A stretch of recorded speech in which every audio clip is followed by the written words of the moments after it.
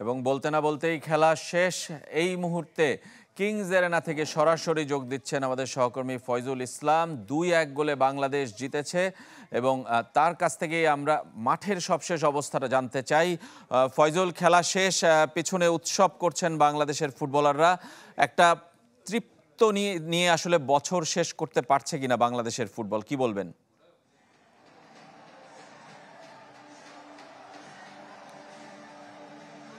রেজওয়ান, আপনি দর্শকদের জানাচ্ছিলেন যে আসলে এখানে উৎসব চলছে। আমি উৎসবের কারণে আপনার প্রশ্নটা পুরোপুরি শুনতে পারিনি, যতটা বুঝতে পেরেছি যে আপনি উৎসবের কথাই বলছিলেন। আসলে বসুন্ধরা কিংস অ্যারেনায় সত্যি কিন্তু আসলে এখন দেশের পুরো ফুটবল এর পুরো বছরের জুড়ে যে একটা মানে আনন্দ উৎসবের যে সবার মনের মধ্যে একটা প্রত্যাশা ছিল পুরুষ দলকে নিয়ে, কারণ নারী দল এরই মধ্যে কিন্তু সাব চ্যাম্পিয়ন করে বছরটাকে রঙিন করেছে।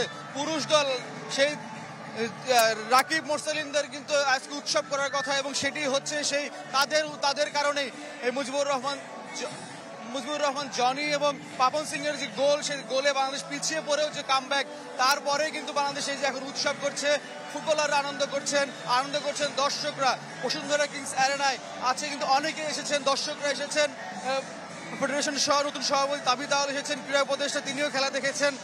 এবং রেজওয়ান, এখানে আসলে এখন আনন্দ ঘন মুহূর্তে দর্শকের মাঝে যে উচ্ছ্বাস সেটি দেখা যাচ্ছে, যে ফুটবল ঘিরে দর্শকের যে আনন্দ, বাদ ভাঙার যে একটা উচ্ছ্বাস, সেটি কিন্তু প্রকাশ পাচ্ছে। প্রথম ম্যাচটা যদি বাংলাদেশ জিততে পারতো রেজওয়ান, নিঃসন্দেহে উৎসব আরো বাদ ভাঙা হতো। বাংলাদেশের র্যাঙ্কিংটা খুব বড় একটা পরিবর্তন আসতো, র্যাঙ্কিংয়ে বাংলাদেশ আরো এগিয়ে যেতে পারতো এবং বাংলাদেশের আগামী মার্চে যে এশিয়ান কাপ বাছাই রয়েছে সেখানে কিন্তু তৃতীয় রাউন্ডের খেলা হবে, সেখানে কিন্তু বাংলাদেশ আরো সহজ প্রতিপক্ষ পেতে পারতো। এখনো কিন্তু রেজওয়ান সমীকরণ একেবারেই শেষ হয়ে যায়নি, কারণ এই যে ফিফা উইন্ডো চলছে, এই ফিফা উইন্ডোতে কিন্তু অন্যান্য দেশগুলো কিন্তু ম্যাচ খেলছে। সব সমীকরণ মিলানোর পরে কিন্তু একটা এমন একটা সমীকরণ দাঁড়াবে এবং র্যাঙ্কিংটা দেখা হবে। সেক্ষেত্রে বাংলাদেশের সম্ভাবনা খুব কম হলেও টিকে আছে।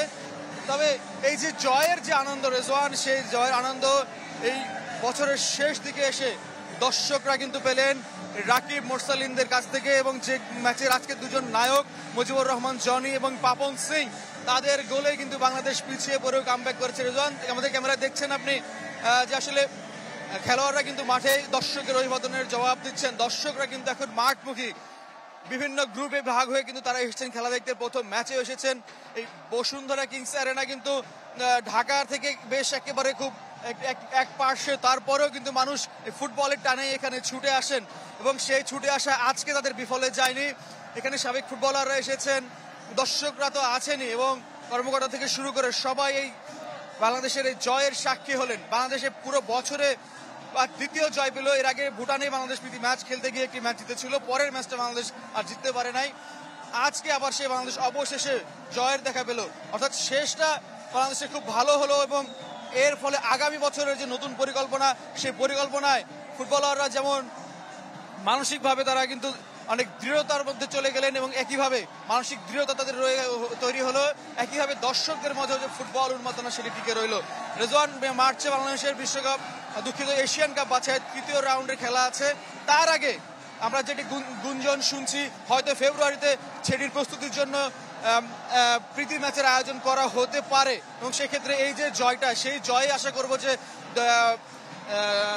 কর্মকর্তাদের মাঝে একটি আরো উৎসাহ সৃষ্টি হবে, যেন হ্যাঁ এই ম্যাচটা প্রীতি ম্যাচের ফলে ফাইজুল, আপনি নিশ্চয়ই শুনতে পাচ্ছেন যে আমি জানতে চাই যে হাভিয়ার কাবরেরার শেষ ম্যাচ ছিল এবং বাংলাদেশের কোচিং স্টাফেও কি পরিবর্তন আসতে পারে কিনা সেই ফেব্রুয়ারি মার্চ যেখানেই বাংলাদেশ খেলুক এর পরের ম্যাচ?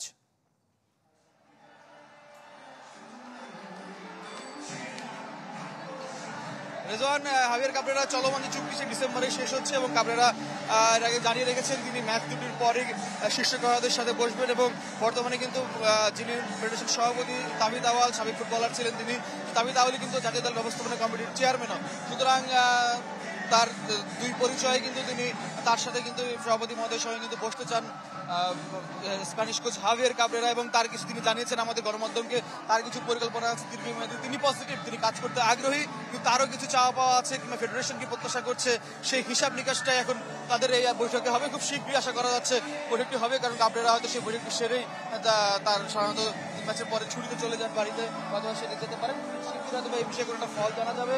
আর এই ভেন্যুতে রেজওয়ান যদি আগামী বছরের শুরুতে যদি বঙ্গবন্ধু স্টেডিয়ামে বাংলাদেশ হোম অফ ফুটবল খেলা মাঠে করায়, তাহলে হয়তোবা এরপরে যদি ম্যাচ জাতীয় দল সেখানেই হবে। সেই অর্থে বলা যেতে পারে আপাতত বসুন্ধরা কিংস অ্যারেনায় হয়তো এটি জাতীয় দলের শেষ ম্যাচ, এবং উৎসবেই হয়তোবা আপাতত ইতি টানতে যাচ্ছে এই ভেন্যুর অধ্যায়। রেজওয়ান, ধন্যবাদ আপনাকে ফয়জুল। আমাদের সঙ্গে যোগ দিয়েছিলেন কিংস অ্যারেনা থেকে। সেখানে এখনও দেখতে পাচ্ছি যে ফুটবলারদের উৎসব চলছে এবং বাংলাদেশ দল বছরের দ্বিতীয় জয় তুলে নিয়েছে শেষ ম্যাচে এসে। এবং এই ম্যাচ দেখতে গিয়েছিলেন কিন্তু বাংলাদেশের ক্রিকেট দলের সাবেক অধিনায়ক তামিম ইকবাল, এবং তিনি বলেছেন, দেশবাসীর কাছে আহ্বান জানিয়েছেন যে ফুটবল মাঠে গিয়ে ফুটবলারদের উৎসাহ দেওয়ার জন্য। এবং তিনি বলছেন, ক্রিকেটের জনপ্রিয়তা থাকলেও ফুটবল এখনও দেশের জনপ্রিয়তম খেলা, তিনি মনে করেন সেটা।